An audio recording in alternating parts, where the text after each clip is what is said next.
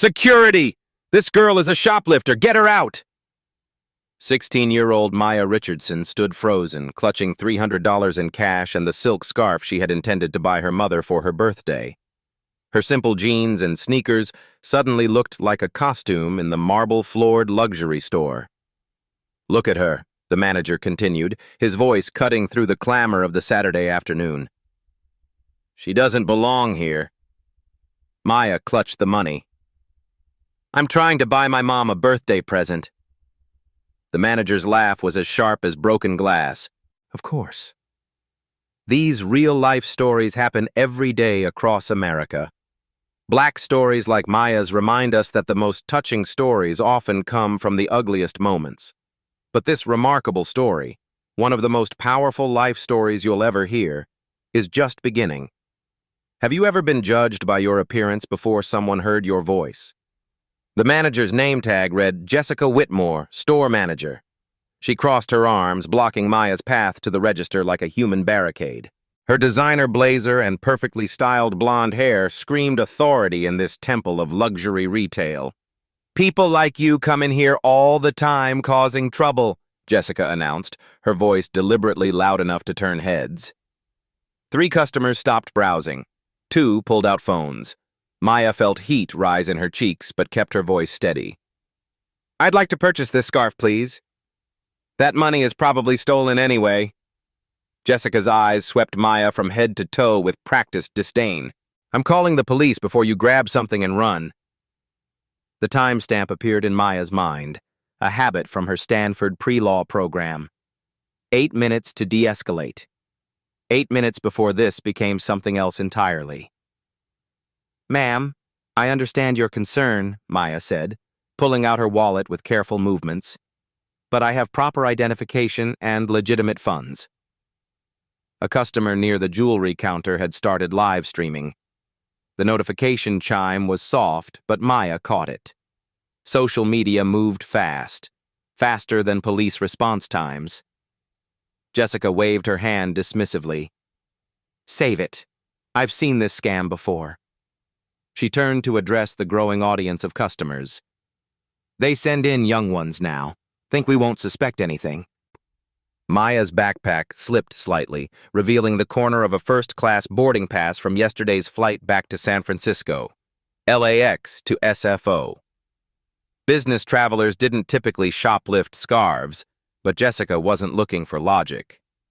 "I can pay with my credit card if cash makes you uncomfortable," Maya offered, retrieving a Platinum American Express from her wallet. The metal card caught the boutique's crystal lighting. Jessica scoffed. "Probably stolen, too. You think I was born yesterday?" The live stream viewer count was climbing in the corner of the filming customer's screen. 50 viewers, then 100. The comment section filled with shocked emojis and angry reactions.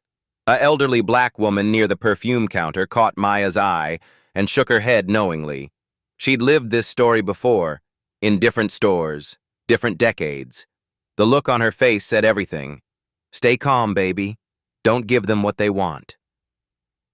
Maya's phone buzzed with a text from her assistant at Richardson Holdings. "Emergency board meeting moved to 3:30 p.m. Need your notes on the Westfield acquisition." She glanced at her watch. A graduation gift from her mother, understated but expensive. Swiss-made. The kind of detail that would matter later. "I'm going to need you to step away from the merchandise," Jessica commanded, gesturing for Maya to move toward the store's entrance. "And keep your hands where I can see them." 2 more customers had joined the impromptu audience. One was discreetly filming while pretending to examine handbags. Another was typing furiously on her phone, likely sharing the scene across multiple social platforms. Maya set the scarf carefully on the glass counter. "I understand you're doing what you think is right, but you're making a mistake that's going to cost more than you realize." Something in Maya's tone made Jessica pause, not defiance, that she could handle. This was something else. Certainty. The kind that came from knowledge Jessica didn't possess. The security guard approached hesitantly. Marcus had worked retail security for 12 years and had developed instincts about these situations. Something felt off. The girl's posture was too composed, her responses too measured. People who were actually guilty got angry or ran. They didn't discuss consequences in calm, analytical voices. "Maybe we should just let her buy the scarf," Marcus suggested quietly. Jessica whirled on him. "Are you questioning my judgment? I'm the manager here." The live stream had reached 500 viewers. Comments were flooding in faster than anyone could read them. "This is disgusting high discrimination. Someone help this girl. I'm sharing this everywhere. This store about to learn." Maya quietly dialed a number on her phone. The call connected immediately. "Richardson Holdings, Executive Office." "Hi, this is Maya.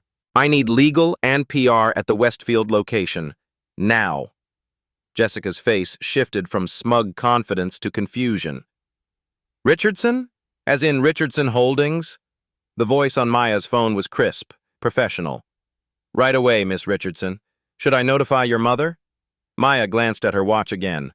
"No need. She's in the acquisition meeting. I'll handle this." The live stream exploded. Viewer count jumped to 2,000 in seconds. The chat became a blur of recognition and shock. "OMG, she's that Richardson. Her mom owns half of downtown. This manager is so fired." Jessica's perfectly applied makeup couldn't hide the color draining from her face. You're Dr. Richardson's daughter?" Maya slipped her phone back into her pocket. "Richardson Holdings owns 60% of this shopping center. We acquired it last quarter during the Westfield expansion. I'm on the Youth Advisory Board." The silk scarf suddenly seemed very small and insignificant on the glass counter between them. Maya's phone buzzed again. This time she smiled at the message. "Mom's meeting ended early.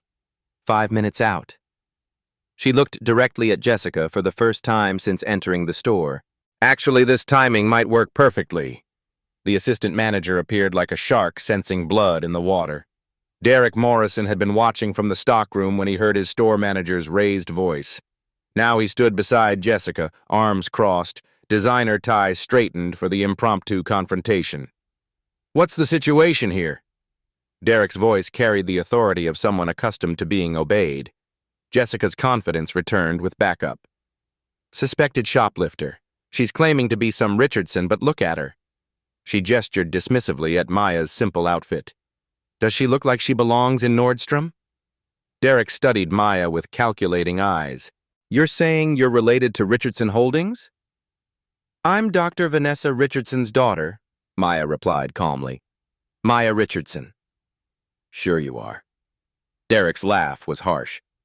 "And I'm Jeff Bezos' son. We need to search your bag before the police arrive." The live stream viewer count had exploded beyond 2,000. Comments streamed past like a digital waterfall of outrage and disbelief. 3 different customers were now filming from various angles, creating a multi-camera documentation of the unfolding drama. Maya stepped back slightly. "I don't consent to a search without legal representation present." "Legal representation?" Jessica scoffed. Listen to her trying to sound important. But Derek's expression had shifted. Maya's language was too precise, too confident. People who threatened legal action usually knew something about the law. Still, he'd come too far to back down now. "Corporate security is en route," Derek announced to the growing audience. "We take theft very seriously here." The elderly black customer near perfumes had moved closer. Her eyes met Maya's briefly, offering silent solidarity. 2 other black shoppers had gravitated toward the scene, their presence adding unspoken weight to the moment. Maya's phone rang. The caller ID showed her Stanford study group. She declined the call, but not before Derek noticed the prestigious university's name on her screen. "Stanford?" Derek's voice held a note of uncertainty. "Pre-law program," Maya confirmed. "We're studying discrimination cases this semester. Fascinating how they develop." Jessica felt the conversation slipping away from her control. The live stream audience was growing exponentially, and the comments weren't favorable. Someone had already identified the store location and was posting corporate contact information. "I don't care if you're studying at Harvard," Jessica snapped. "You're still a thief." "Actually, Maya said quietly. I'm studying at Stanford. Harvard is where my mother did her MBA before founding Richardson Holdings. The security guard Marcus approached Derek. Sir, maybe we should reconsider. The crowd is getting larger, and there's a lot of filming happening. Derek waved him off. We follow protocol. No exceptions. But protocol was becoming a luxury Derek couldn't afford. The live stream had reached 5,000 viewers. Someone had created a hashtag, #Nordstrom discrimination. Another viewer had found Dr. Vanessa Richardson's Forbes profile and was sharing it in the comments. Maya checked her messages. Her Stanford roommate had sent a screenshot. Girl, you're trending on Twitter. What's happening? The irony wasn't lost on Maya. She'd planned a simple shopping trip before returning to Palo Alto. Now she was inadvertently conducting a real-time case study in corporate discrimination law. Look, Derek said, attempting a more reasonable tone. If you really are who you say you are, then you'll understand we have to protect our merchandise. Nothing personal. Everything about this is personal, Maya replied. You've made it personal by profiling me based on appearance, age, and race. That's not protocol, that's prejudice. Jessica's face flushed red. How dare you play the race card? I'm not playing anything, Maya said evenly. I'm stating legal facts. Your actions are being documented by multiple witnesses and broadcast to thousands of people. Each word you speak becomes evidence. The police sirens grew louder outside. Through the storefront windows, Maya could see the patrol car pulling into the mall's parking area. 2 officers emerged, their expressions already suggesting they'd rather be anywhere else. Derek straightened his tie again, preparing for the officer's arrival. We'll let the police sort this out. Maya's phone buzzed with another message. This one made her smile slightly. Parking now. Conference room A reserved. Legal team standing by. The officers entered the store, their presence immediately shifting the atmosphere. Officer Rodriguez looked tired, like someone who'd responded to too many calls like this. Officer Chen appeared younger, more alert, scanning the crowd of filming customers with obvious discomfort. Someone called about a theft in progress? Rodriguez asked. Jessica stepped forward eagerly. Yes, officer. This girl was attempting to steal merchandise. We caught her before she could leave the store. Officer Chen noticed the phones pointed in their direction. Ma'am, can you turn off the live stream, please? The customer filming shook her head. This is public space. I have every right to record. Rodriguez sighed. He'd seen this scenario play out on social media too many times. Young person, usually black or Latino, accused of theft by retail employees, situation escalates unnecessarily. Half these calls ended up as viral videos making the department look bad. What's your name, miss? Rodriguez asked Maya gently. Maya Richardson. I came in to buy a gift for my mother's birthday. She gestured toward the silk scarf still sitting on the counter. I was attempting to make a purchase when the manager accused me of shoplifting. She's lying, Jessica insisted. People like her come in here all the time.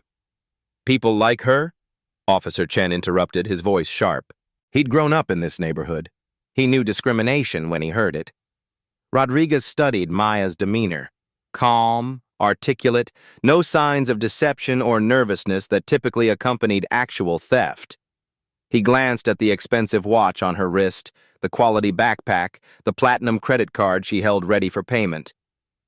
Do you have identification? He asked Maya. She produced her Stanford student ID and California driver's license. Both clearly displayed her name, Maya V. Richardson. Derek's face had gone pale. He pulled out his phone and Googled Richardson Holdings CEO. Dr. Vanessa Richardson's photo appeared immediately, a distinguished black woman who bore an unmistakable resemblance to Maya. Officer, Derek stammered, there may have been a misunderstanding. Rodriguez looked at the live stream viewer count over the customer's shoulder. 8,000 people watching. The department's social media manager was probably already fielding angry calls. I think there has been, he agreed. Maya's phone rang. She glanced at the caller ID.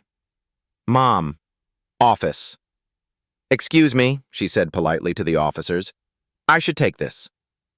She answered with speakerphone activated, her voice carrying clearly across the now silent store. "Hi, Maya. I just got out of the Westfield acquisition meeting. I'm 5 minutes from the mall. How did the shopping go?" Maya looked directly at Jessica. "It's been educational, Mom. I'm still at Nordstrom, with some new friends." The silence in the store was absolute. Dr. Vanessa Richardson walked through Nordstrom's entrance like she owned the place, which technically she did. At 45, she commanded attention without demanding it. Her charcoal business suit was perfectly tailored, her natural hair styled in an elegant twist that spoke of confidence earned through decades of breaking barriers. The Hermes briefcase in her hand had seen boardrooms from Silicon Valley to Wall Street. Every conversation in the store stopped. Jessica's mouth opened and closed like a fish gasping for air.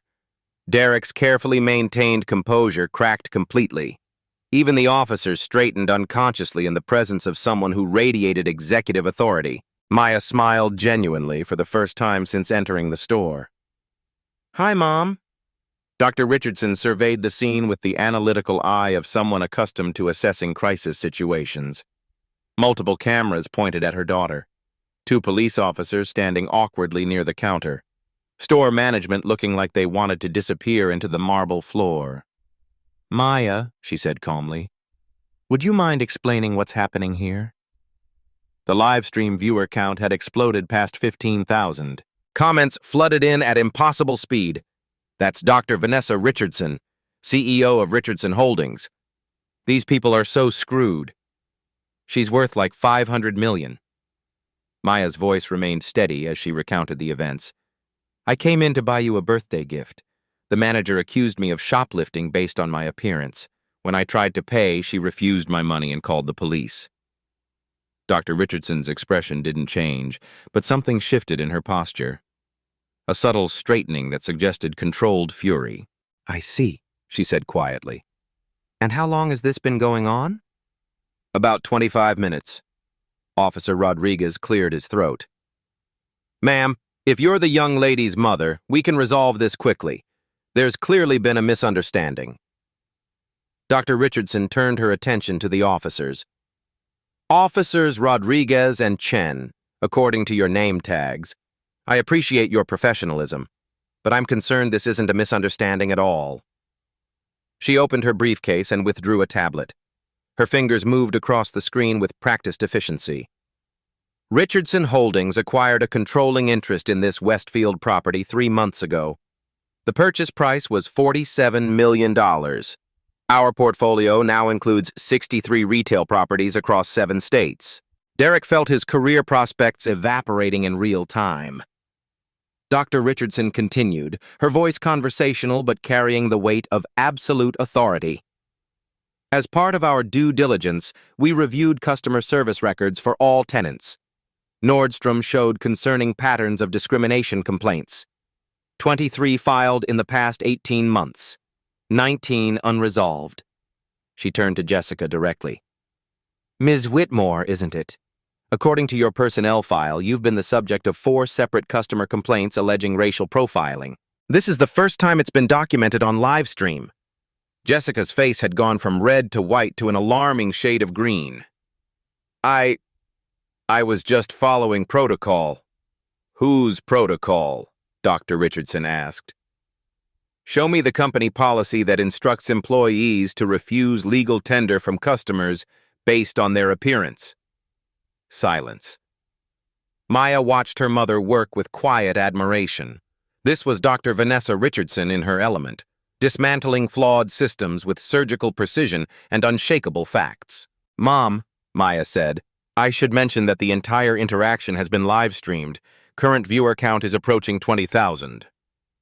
Dr. Richardson glanced at the customer still filming. "Thank you for documenting this. Transparency is crucial for accountability." She returned her attention to the store managers. Derek Morrison, Assistant Manager, MBA from USC, 3 years retail management experience. Salary approximately $65,000 annually. Derek nodded numbly, wondering how she knew his salary. Jessica Whitmore, store manager. 7 years with Nordstrom, promoted to management 2 years ago. Compensation package roughly $85,000 including bonuses. Dr. Richardson's research was thorough and devastating. Now let me share some numbers that might interest you. This Nordstrom location generates approximately $3.2 million in annual revenue. Your lease with Richardson Holdings is up for renewal in 60 days. The renewal rate depends largely on tenant performance and community relations. The implications hung in the air like a sword. Officer Chen had been quietly Googling Dr. Richardson during her presentation. His phone screen showed Forbes articles, business profiles, and Richardson Holdings' impressive portfolio. This wasn't just a wealthy parent defending her child. This was a major business leader documenting corporate discrimination in real time. "Ma'am," Rodriguez said carefully, "do you want to file a formal complaint?" Dr. Richardson considered the question. "That depends on how this situation is resolved. Maya, what would constitute appropriate resolution in your opinion?" Maya had been thinking about this question since the moment Jessica first pointed at her. Her Stanford professors would be proud of her analysis. Immediate termination of Ms. Whitmore for violation of corporate anti-discrimination policies. Mandatory bias training for all staff. Implementation of transparent complaint procedures. And a formal corporate apology acknowledging the discriminatory behavior. Derek stepped forward desperately. "Dr. Richardson, surely we can work something out privately. No need to involve corporate—" "Mr. Morrison," Dr. Richardson interrupted. "Corporate is already involved. I am corporate. Richardson Holdings doesn't just own this building. We're investigating acquisition of the entire Nordstrom chain. This incident will factor significantly into our due diligence assessment." The live stream chat exploded with new information as viewers researched the connection. Richardson Holdings looking to buy Nordstrom. This could kill the deal. Stock price about to tank. Maya's phone buzzed with a text from her Stanford study group. "You're literally writing tomorrow's business ethics case study in real time." Dr. Richardson checked her watch, the same Swiss brand as Maya's, but with additional complications that suggested even greater expense. "I have a board call in 30 minutes, she announced. "Richardson Holdings' leadership team is expecting my recommendation on the Nordstrom acquisition. The current situation will obviously influence that recommendation." Jessica finally found her voice. "Please, Dr. Richardson, I made a mistake. I'm sorry. I didn't know." "You didn't know what?" Dr. Richardson's tone remained calm, but her words carried steel. "You didn't know my daughter was human? You didn't know she deserved basic respect? Or you didn't know there would be consequences for discrimination?" The question hung unanswered. Dr. Richardson opened her tablet again. "Maya, your Stanford professors would be interested in this case study. Real-time documentation of corporate discrimination, social media amplification, and immediate stakeholder response." She turned to address the filming customer directly. "You've provided valuable documentation of this incident. Would you be willing to provide a statement for our legal team?" The customer nodded eagerly. "Absolutely. This was completely unprofessional." Dr. Richardson's phone rang. She glanced at the caller ID. "Richardson Holdings, Legal Department."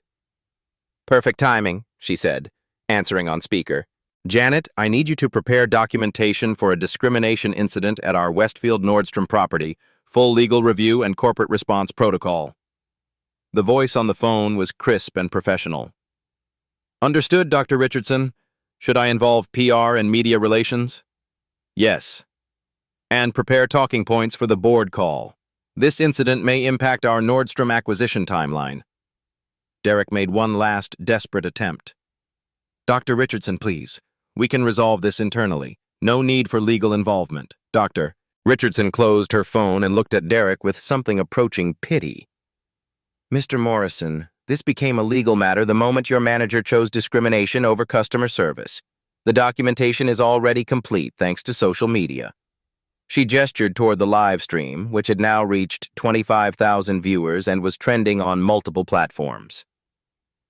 "Maya," she said, turning to her daughter. "Would you like to complete your purchase? I believe you came here to buy a birthday gift." Maya picked up the silk scarf from the counter where it had been sitting throughout the entire confrontation. "Actually, Mom, I think I'd like to shop somewhere that values all their customers." Dr. Richardson smiled proudly. "Excellent decision. There's a lovely boutique on the 3rd floor. Black-owned business. Their customer service is exceptional." As they turned to leave, Dr. Richardson addressed the officers one final time. "Thank you for your professionalism. Your department will receive commendation letters for handling this appropriately." To Jessica and Derek, she said simply, "You'll be hearing from our legal team." The live stream continued as mother and daughter walked out of Nordstrom together, leaving behind a store full of stunned employees and 25,000 viewers who had just witnessed corporate accountability in action. The silk scarf remained on the counter, unpurchased, and suddenly symbolic of much more than a birthday gift. Maya paused at the store entrance and turned back one final time. The cameras were still rolling, the officers still taking notes, and Jessica looked like she might faint. "For the record," Maya said clearly, addressing the live stream audience directly, "this isn't about money or power, it's about dignity. Every person deserves to shop, work, and exist without being judged by their appearance." Dr. Richardson placed a gentle hand on her daughter's shoulder. "Maya's right. Richardson Holdings believes in accountability, not revenge.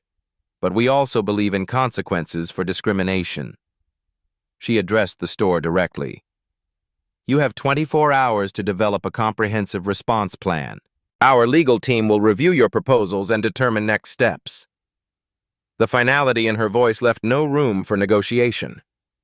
As they walked through the mall, Dr. Richardson's phone buzzed with notifications. The Richardson Holdings stock price was trending upward as investors responded positively to the company's decisive stand against discrimination. Social media was already calling it the Nordstrom accountability moment. Maya checked her own phone. Her Stanford classmates were analyzing the legal implications in their group chat. Her professors would definitely want to discuss this in tomorrow's ethics seminar. "Mom," Maya said as they approached the black-owned boutique, "thank you for not just fixing this quietly." Dr. Richardson smiled. "Quiet fixes don't change systems, sweetheart. Sometimes you need 25,000 witnesses to create real accountability." The boutique owner, a young black woman about Maya's age, looked up as they entered. She'd been watching the live stream on her tablet. "Are you Maya Richardson?" she asked excitedly. Maya nodded, suddenly feeling the weight of unexpected fame. "Girl, you just changed everything," the boutique owner said. "I've been dealing with discrimination from other stores in this mall for 2 years. You just gave every black business owner here a voice." Dr. Richardson extended her hand. "I'm Vanessa Richardson. I'd like to discuss expanding your business into our other properties." And that's how a simple shopping trip for a birthday gift became a catalyst for systemic change across an entire retail empire. Nordstrom's emergency conference room had never hosted a meeting quite like this one. Within 30 minutes of leaving the store floor, Dr. Richardson sat at the head of a polished mahogany table, her tablet displaying real-time data that would determine the fate of careers and corporate policies. Maya sat beside her mother, taking notes on her laptop with the precision of a Stanford pre-law student documenting a landmark case. Across from them, Jessica and Derek fidgeted like defendants awaiting sentencing. Nordstrom's regional manager, Patricia Hoffman, had arrived within 20 minutes of Dr. Richardson's call. Her usually pristine composure showed cracks of genuine panic. The live stream had been shared across LinkedIn, Twitter, and TikTok. Nordstrom's corporate communications team was already fielding media inquiries. "Let me establish this current situation," Dr. Richardson began, her voice carrying the authority of someone accustomed to boardrooms where billion-dollar decisions were made. "Richardson Holdings owns 63% of this property. We're currently conducting due diligence for a potential acquisition of Nordstrom's retail operations. Today's incident represents a critical inflection point in that process." She tapped her tablet screen. Numbers and charts appeared on the conference room's wall display. This location generates $3.2 million annually. Store 4247 ranks 15th out of 23 locations in customer satisfaction metrics. More concerning, discrimination complaints have increased 47% over 18 months. Patricia's face had gone pale. Dr. Richardson, we take these complaints very seriously. Do you? Maya interrupted, consulting her notes. According to public records, 19 of 23 complaints were marked unsubstantiated without meaningful investigation. Average resolution time, 6 minutes. Does that suggest serious consideration? Patricia realized she was facing not just an angry parent, but a CEO and her legally trained daughter conducting a real-time audit of corporate failures.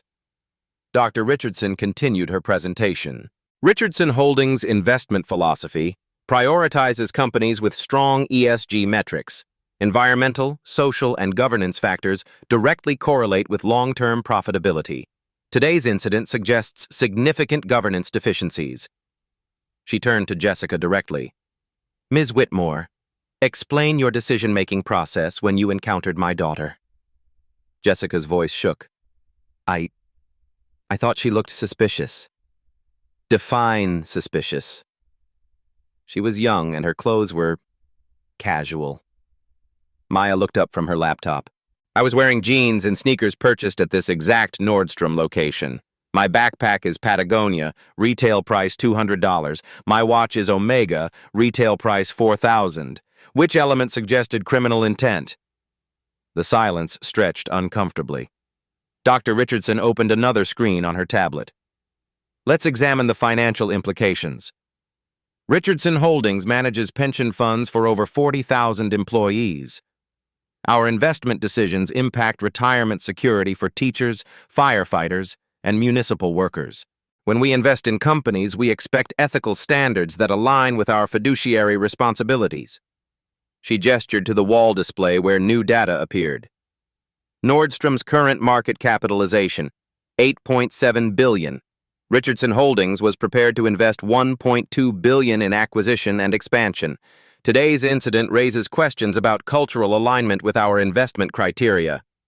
Patricia leaned forward desperately. Dr. Richardson, surely one incident doesn't represent our entire company culture. One documented incident, Maya corrected. With 25,000 witnesses and climbing, the hashtag #Nordstrom discrimination is trending number 3 nationally. Your stock price has dropped 2% in the past hour. Dr. Richardson's phone buzzed. She glanced at the message and shared its contents. Our legal team has completed preliminary analysis. Ms. Whitmore's actions constitute clear violations of federal civil rights statutes. Mr. Morrison's support of those actions creates corporate liability under vicarious responsibility doctrine. Derek finally spoke. What can we do to fix this? Excellent question, Dr. Richardson replied. Maya, would you present your recommendations? Maya opened her laptop fully. Her months at Stanford studying corporate law and social justice had prepared her for exactly this moment. Immediate actions, to be completed within 72 hours.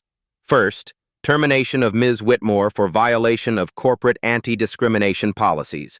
Second, formal written apology from Nordstrom Corporate acknowledging discriminatory behavior.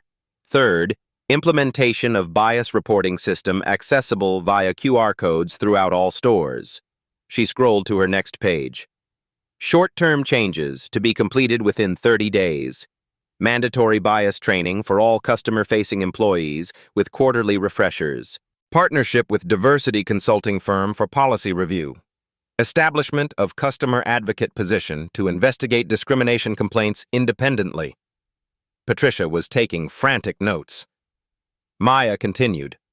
Long-term systemic changes to be completed within 90 days. Diverse hiring initiative requiring 40% BIPOC representation in management positions. Anonymous bias reporting app connected to external monitoring service. Quarterly community listening sessions in partnership with local NOACP chapters. Richardson smiled proudly at her daughter's thorough analysis. Maya's recommendations represent minimum acceptable standards for continued business relationship with Richardson Holdings. She opened a new document on her tablet. Alternative scenario: Nordstrom declines these recommendations. Richardson Holdings withdraws from acquisition negotiations. We share today's documentation with institutional investors, managing $300 billion in assets. Many of those investors have environmental, social, and governance mandates that preclude investment in companies with demonstrated discrimination patterns. The mathematical precision of consequences was devastating. Patricia's phone buzzed with an urgent call from Nordstrom's Seattle headquarters. The CEO was demanding immediate briefing on the Richardson situation.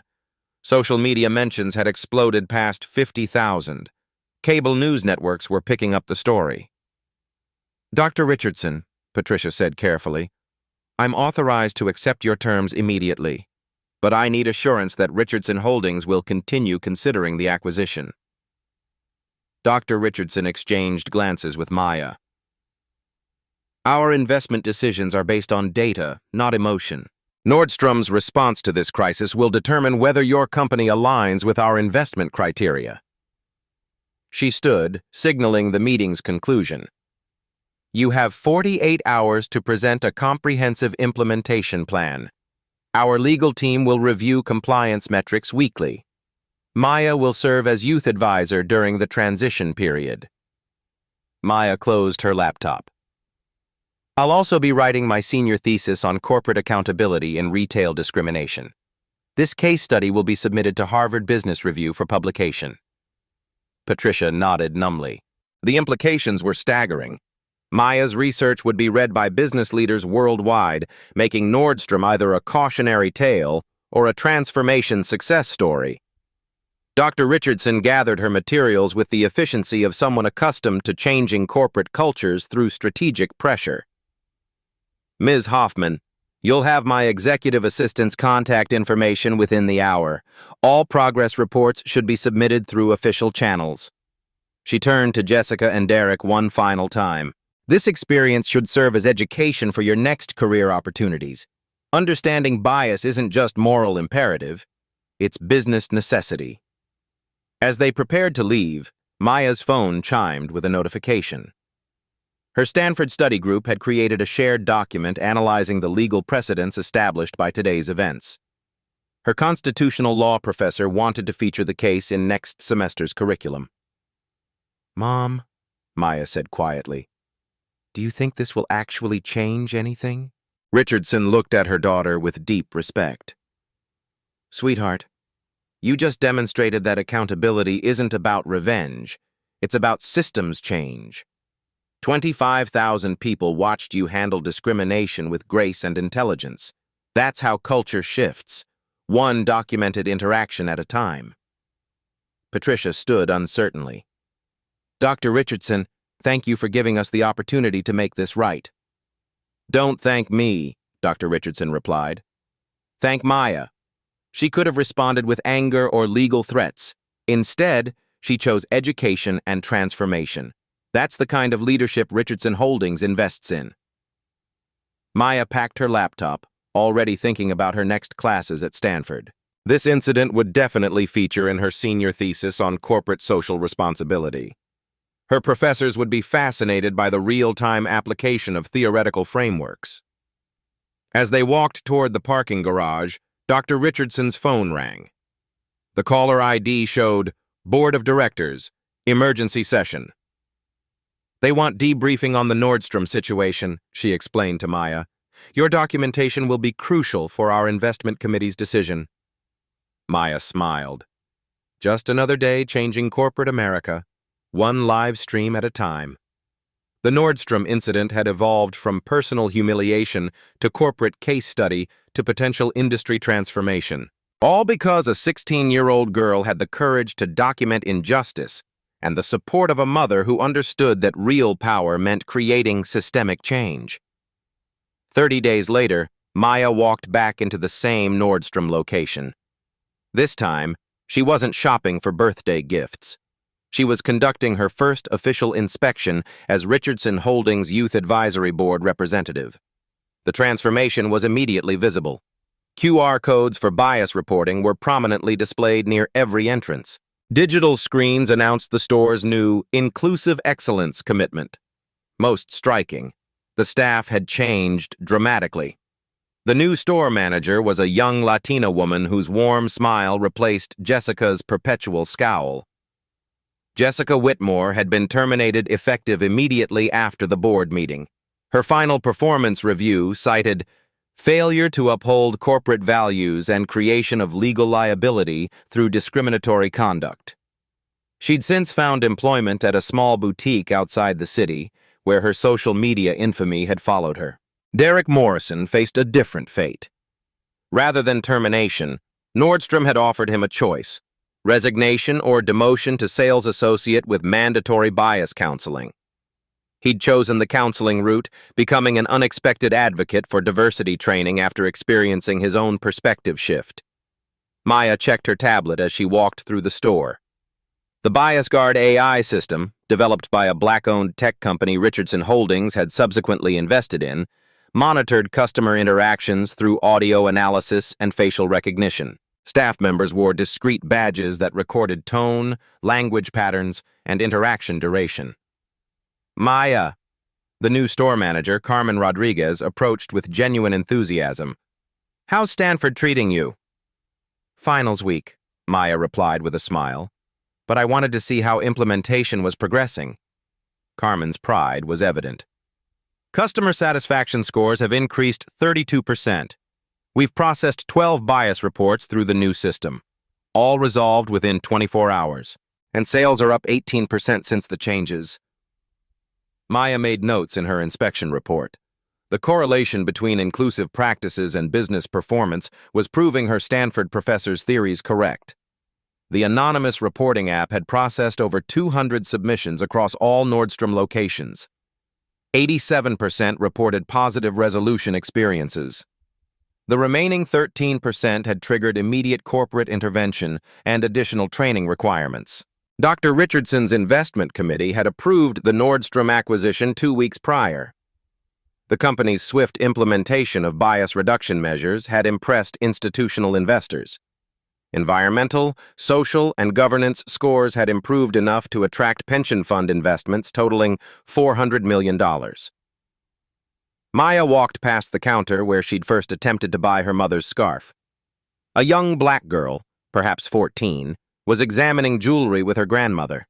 The sales associate, a black woman in her 20s, was patient and helpful, treating them with the same respect shown to every customer. The contrast wasn't lost on Maya. Systemic change looked like ordinary interactions proceeding without incident. Her phone buzzed with a text from her constitutional law professor. "Harvard Business Review accepted your paper. Publication scheduled for next quarter. Congratulations on groundbreaking research." Maya's senior thesis, Real-Time Corporate Accountability, Social Media as Catalyst for Systemic Change, had analyzed the Nordstrom incident through multiple academic lenses. Her documentation had become a case study in business schools nationwide. Carmen walked Maya to the new Customer Advocacy Center, a small office visible from the main floor. Inside, Marcus, the former security guard, was completing bias sensitivity training to become the store's first customer advocate. His transformation from passive bystander to active ally illustrated the power of systems change. "Marcus volunteered for additional training," Carmen explained. "He said watching your situation made him realize he could be part of the solution." Maya interviewed Marcus for her follow-up research. "What changed your perspective?" "Seeing how calm you stayed when everyone was treating you wrong," Marcus replied. "Made me realize courage isn't about being tough. It's about doing right when it's hard." Maya documented his response in her tablet.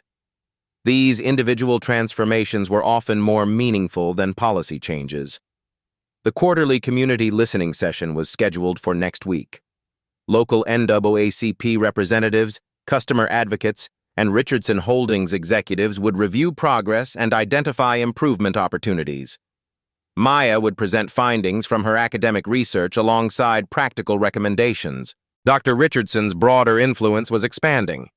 6 other retail chains had voluntarily implemented similar bias reduction programs after reviewing Nordstrom's positive financial results. The Richardson Standard was becoming industry terminology for comprehensive anti-discrimination protocols. Maya's final inspection stop was the Black-owned boutique on the 3rd floor.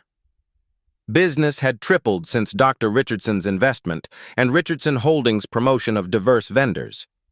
The owner, Keisha, was planning expansion to 3 additional locations. "Your mom changed everything," Keisha said as Maya browsed the latest collection.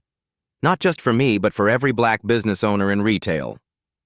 Maya selected a silk scarf, finally completing her original shopping mission. This one was designed by a Black artist and manufactured by a woman-owned company. The purchase represented more than personal shopping.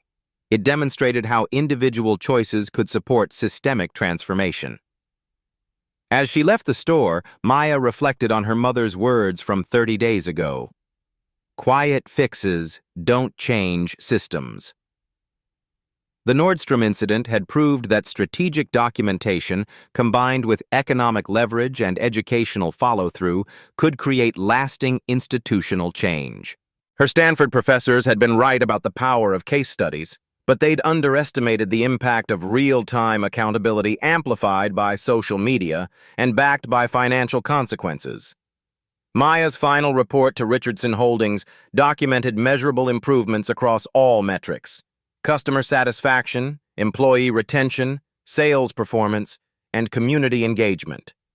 More importantly, it demonstrated that fighting discrimination wasn't just morally necessary, it was profitable. 6 months after the incident, Maya stood at the podium of Stanford's Business School auditorium. Her presentation on corporate accountability in the digital age had drawn students, professors, and business leaders from across Silicon Valley. The slide behind her showed the viral video's impact: 50 million views across all platforms, coverage in major media outlets, and adoption of bias reduction protocols by over 300 retail companies nationwide. "Real power isn't about money or position," Maya told the audience. "It's about using privilege to lift others up and create lasting change that outlives the initial moment of injustice." Dr. Richardson watched from the front row, her pride evident. Her daughter had transformed a moment of humiliation into a movement for systemic change. The Richardson Holdings Diversity Initiative had become a Harvard Business School case study, required reading in corporate ethics courses. The financial metrics told their own story. Companies implementing the Richardson Standard reported average increases of 28% in customer satisfaction and 15% in employee retention. Bias-related legal settlements had decreased by 60% across participating retailers. Maya's research had expanded beyond retail. Her upcoming internship at the Department of Justice would focus on developing federal guidelines for corporate bias reduction. 3 universities had offered her full scholarships for law school. Harvard, Yale, and Stanford were competing for the student who had demonstrated that academic theory could drive real-world transformation. "We didn't just fight discrimination," Dr. Richardson reflected during her own keynote address to the National Association of Corporate Directors. "We built a system that prevents it. That's how you transform injustice into opportunity." The Nordstrom incident had catalyzed broader conversations about accountability in corporate America. Maya's documentation had provided a roadmap for other young activists facing similar situations. Her Stanford thesis was being translated into Spanish and Mandarin for international distribution. Social media continued amplifying their message. The original hashtag Nordstrom discrimination, had evolved into #accountability matters, used by advocates worldwide to document and challenge institutional bias. Maya's TikTok account, where she shared updates on corporate reform efforts, had gained 2 million followers. But the most meaningful impact remained personal. Letters arrived weekly from young people who had used Maya's strategies to address discrimination in their own communities. A 15-year-old in Atlanta had successfully challenged biased dress codes at her school. College students in Detroit had used similar documentation techniques to reform campus security practices. "Your story matters," Maya said, concluding her Stanford presentation. Whether it's in a store, school, workplace, or any institution that treats people unfairly, document it, share it, and demand better. Individual voices become collective power when we refuse to accept discrimination as normal. Dr. Richardson's influence had expanded internationally. Richardson Holdings now managed $12 billion in assets, with every investment decision incorporating bias assessment criteria. The company's success had proved that ethical business practices weren't just morally necessary, they were financially superior. These real-life stories demonstrate that Black stories can inspire touching stories of transformation across entire industries. Maya and Dr. Richardson's experience proves that life stories, when documented and shared strategically, become catalysts for systemic change that benefits everyone. Have you witnessed discrimination in retail, education, or workplace settings? Share your experience in the comments below. Your story could inspire the next wave of accountability and reform. Subscribe to follow more stories of individuals who refused to accept injustice and created lasting change instead. Share this video with someone who needs to see that strategic activism works. Together, we can make bias unacceptable everywhere, one documented interaction at a time.